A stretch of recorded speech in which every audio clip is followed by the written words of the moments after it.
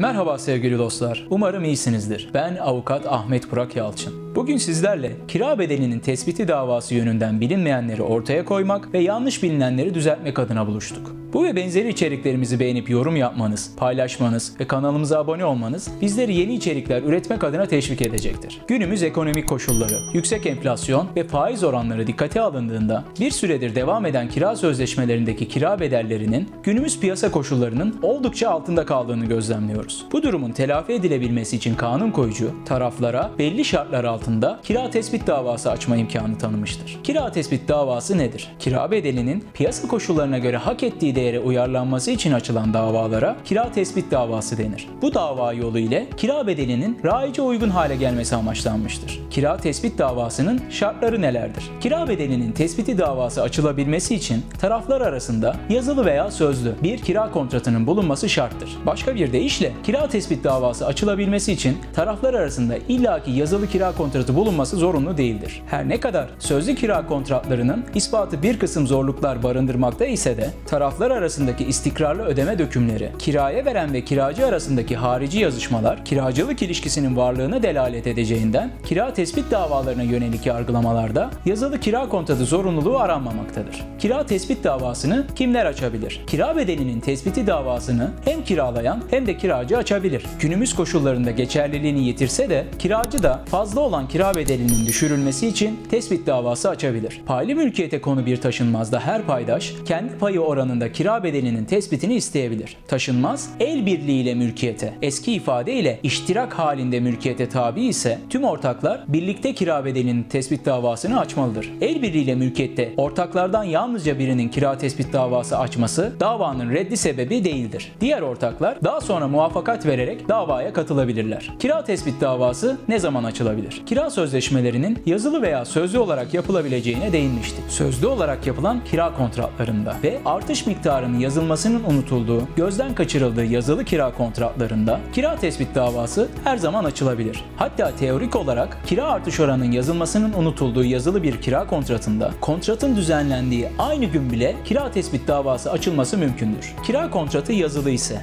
ve kira arttırım oranları taraflarca belirlenmiş ise kira tespit davası için kira kontratının düzenleme tarihinden en az 5 yıl sürenin geçmiş olması gerekmektedir. Eğer mahkeme tarafından belirlenecek olan kira bedelinin yeni kira döneminde geçerli olması isteniyorsa dava yeni kira döneminden en geç 30 gün içerisinde açılmalıdır. Yeni kira dönemi başlangıcından en geç 30 gün önceden kira bedelinde artış olacağına dair kiracının ihtar edilmesi halinde yeni kira dönemi içerisinde de dava açılabilir. Kira tespit davası öncesi ihtarname göndermek zorunlu mudur? Kira tespit davası öncesi ihtarname göndermek zorunlu değildir. Ancak istenen kira bedelini gösterir ihtar çekilmesi, kiracının istenilen kira bedelini öğrenmesi ve yeni kira bedelinin kiracı tarafça kabulü halinde meselenin davaya gerek kalmadan çözümü yönünden faydalı olacaktır. Öte yandan ihtarname gönderilmesinin bir diğer faydası ise az evvel belirttiğimiz gibi kira bedeli tespit edilecek dönemin belirlenmesi ve dava açma süresi bakımından önem arz eder. Kiracıya ihtarname gönderilmediği hallerde yeni dönem kira miktarı bakımından hak kaybına uğramamak açısından yeni kira döneminin başlangıcına en geç 30 gün kala kira tespit davasının açılması gerekmektedir. Yeni kira döneminden en geç 30 gün evvel kiracıya kira bedelinde artış olacağına dair yazılı bir bildirim yapılması halinde ise dava açma süresi yeni kira dönemi süresince uzayacaktır. Gelin bu bilgileri bir örnekle ele alalım. 1 Şubat 2018 tarihinde düzenlenen bir kira sözleşmemizin olduğunu ve sözleşmemizde kira artış miktarının düzenlendiğini varsayalım. Bu durumda kiraya veren yeni kira dönemi yönünden hak kaybına uğramak istemiyorsa en geç 1 Ocak 2023 tarihinde kira tespit davasını açmış olmalıdır. Ancak 1 Ocak 2023 tarihinden evvel kiracının eline ulaşan bir ihtarnamenin varlığı halinde ise dava açma süremiz 1 yıla kadar uzayacak. 1 Ocak 2023 tarihinden 1 Ocak 2024 tarihine kadar dilediğimiz vakit dava açma imkanına kavuşmuş olacağız. Kira sözleşmesinde yeni kira döneminde kira bedelinin artırılacağına ilişkin bir hüküm varsa yeni kira dönemini sonuna kadar açılacak davada mahkemece belirlenecek belirlenecek kira bedeli de bu yeni dönemin başlangıcından itibaren geçerli olur. Her çeşit taşınmazda kira tespit davası açılabilir mi? Kira sözleşmelerinde doğru bilinen yanlışlar başlıklı içeriğimizde de belirttiğimiz üzere kira tespit davası yalnızca konutlar ve çatılı iş yerleri için açılabilir. Örneğin plaj, çay bahçesi, açık halı saha, açık otopark gibi taşınmazlar için kira tespit davası açılamazken çay salonu, kapalı halı saha, kapalı otopark için açılabilir. Arzu ederseniz az evvel bahsettiğimiz içeriğimize ekranın sağ üst köşesinden ulaşabilirsiniz. Hatır sayılır emeklerle hazırladığımız içeriklerimizi beğenmeyi ve kanalımıza abone olmayı lütfen unutmayın. Siz de incelememizi istediğiniz hukuki konuları yorumlara yazabilir, daha sonraki içerik konularımızı seçmemizde bizlere yardımcı olabilirsiniz.